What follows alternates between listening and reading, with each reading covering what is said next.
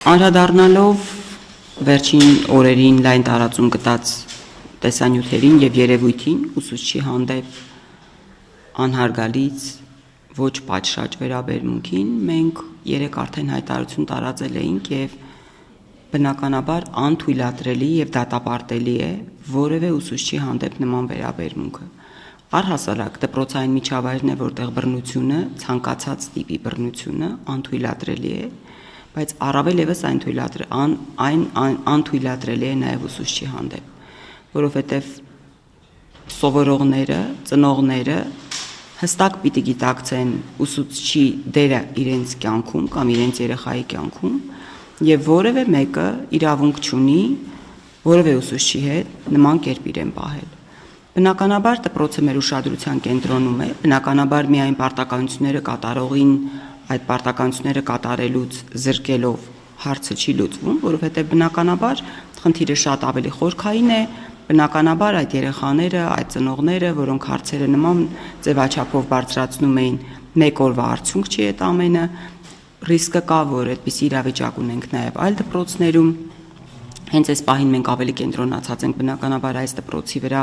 համապատասխան աշխատանքներ ենք իրականացնում, որպեսզի դպրոցում շտկվի իրավիճակը։ Ուսուցչի վարքը բնականաբար ուսումնասիրել ենք եւ կարծում եմ տեսանյութերից էլ պարզ էր, որ նույնիսկ այն պարագայում, երբ շատերը հունից դուրս եկած կամ հունից դուրս հանող մեկնաբանություններով ուսուցչին դիմում էին, ուսուցիչը գտնվելով այդ վիճակում համենայն դեպս իրեն պահում էր հավասարակշիռ։